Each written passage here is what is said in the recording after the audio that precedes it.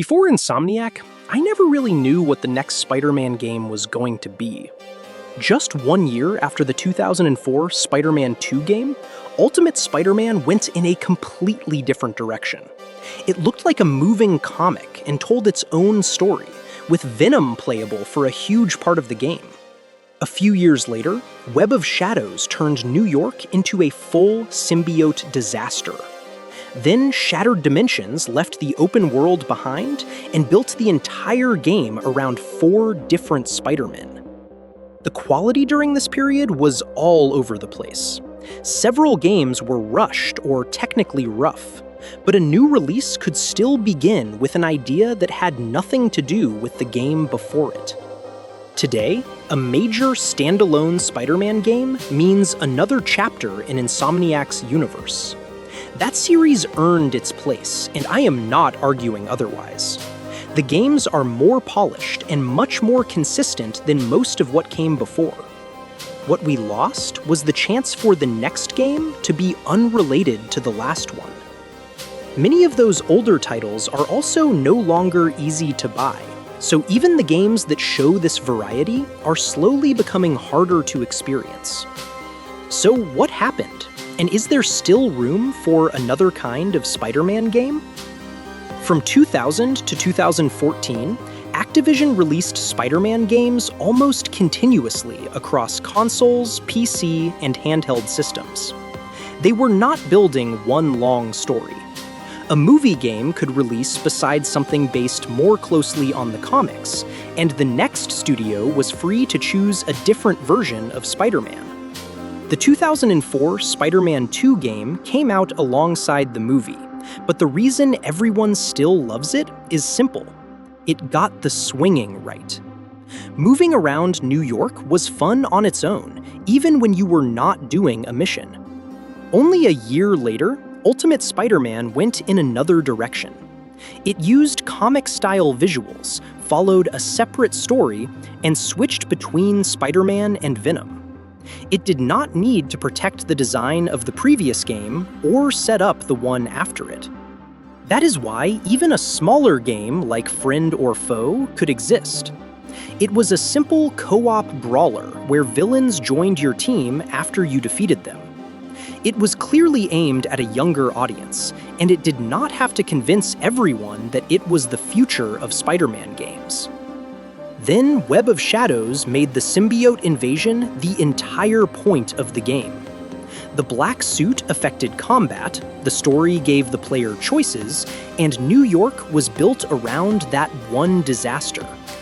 Shattered Dimensions changed the format again. Instead of trying to build another version of Manhattan, it used separate levels for Amazing Spider-Man, Spider-Man Noir, Spider-Man 2099, and Ultimate Spider-Man. The differences between them were not side content. They were the reason the game existed. This period was not moving toward one perfect version of Spider-Man. Different teams were choosing the version that worked for the game they wanted to make. That freedom led to unusual games, but it also produced plenty that were difficult to recommend. A lot of these games were made under difficult deadlines. A developer from Treyarch described the 2002 movie game as an 18-month project with limits on staffing and features. Beanox later explained that it underestimated the amount of work required for the 4 worlds in Shattered Dimensions, which put serious pressure on the team near the end. That pressure showed up in repetitive missions, technical problems, and ideas that did not always feel finished. At the same time, a movie deadline did not automatically stop a studio from making something good.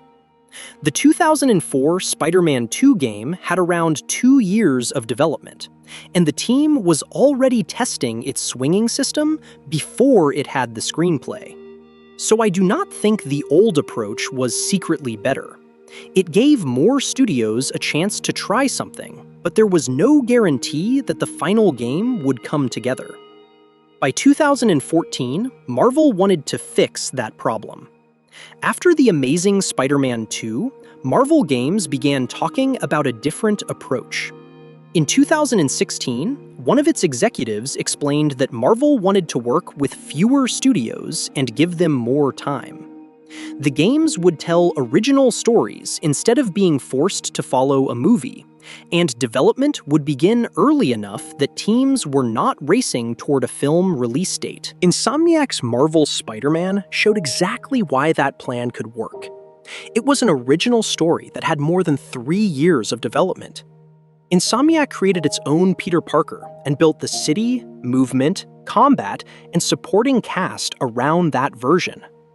When the studio returned for Miles Morales and Marvel's Spider-Man 2, it could improve what was already there instead of rebuilding everything.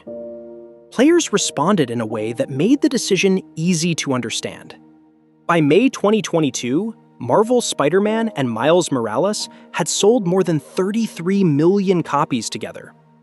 Marvel's Spider-Man 2 then sold 2.5 million copies on its first day and later passed 11 million. Sales do not settle an argument about which game has the better story or mechanics. They do explain why Marvel and Sony keep investing in this version. For players, the benefit is obvious. The movement gets better, the combat keeps developing, and the characters have history. A sequel does not need to spend half its story introducing the world again. Insomniac gave Spider-Man the stable console series that he had been missing. Once that series became the main home for Spider-Man games, though, completely separate versions became much less common. Spider-Man still appears in plenty of other games. He turns up in Fortnite, Marvel Rivals, LEGO games, mobile titles, and large crossover releases. I still wish Spider-Man Unlimited was available. It was only a mobile runner, but collecting so many different Spider-Men gave it a personality that I have not found in the console games. The important difference is that these are not usually full games built around a separate version of the character. Since 2018, every major standalone Spider-Man release has been part of Insomniac's universe. That allows the story to become deeper, but a major new idea now has to fit the world that already exists. An idea that once could define an entire game is often adjusted to work inside the current series. A radically different visual style may appear through alternate suits, while a new Spider-Person has to be introduced alongside Peter and Miles. Even the symbiote invasion became part of an ongoing story rather than a one-off version of New York. The older games did not have to plan that far ahead. Shattered Dimensions could use Spider-Man Noir for a few levels without setting up his future. Ultimate Spider-Man could make playable Venom the center of the game. Even Friend or Foe was allowed to remain a small co-op experiment. Insomniac is still making ambitious choices. Those choices simply have to support the same ongoing series. This would be much less frustrating if the older games were easy to revisit. Edge of Time, Shattered Dimensions, Friend or Foe, and Web of Shadows were removed from major digital stores in 2014.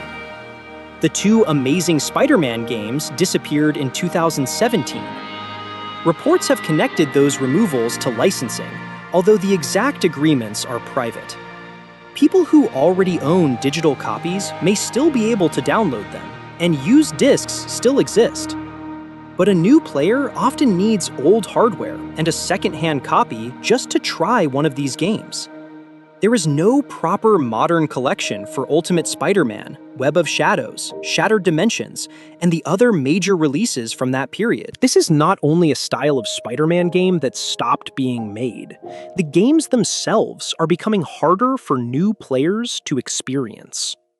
I am not asking Marvel to bring back rushed yearly movie games, and I do not want Insomniac to stop making its series. The best option is to keep that universe going, while occasionally allowing a separate project to exist beside it. A full Spider-Man Noir game could build everything around that version of the character, instead of using him for one short section. Another studio could make a smaller co-op Spider-Verse game, without needing to connect it to Peter and Miles. These projects would still cost a lot of money and take years to make. They do not need to release every year. Even one separate game every few years would make Spider-Man feel less limited to a single type of experience. Before any new project, though, Marvel should find a way to bring the older games to current hardware. Licensing may make that difficult, but a proper collection would preserve an important part of Spider-Man's gaming history and let people judge those games for themselves. The Activision period was not a golden age. The quality changed constantly, and some of the games were clearly released before they were ready. What I miss is that one Spider-Man game could have almost nothing to do with the one before it. A studio could choose the version of Spider-Man that suited its idea, instead of asking how everything would affect the next sequel. Insomniac series should continue. It gave Spider-Man a level of quality and stability that the older games rarely had. I just think there should still be room for another studio to start from zero once in a while. And at the very least, the games that already did that should not be left behind on old consoles. Which Spider-Man game from that period would you bring back first?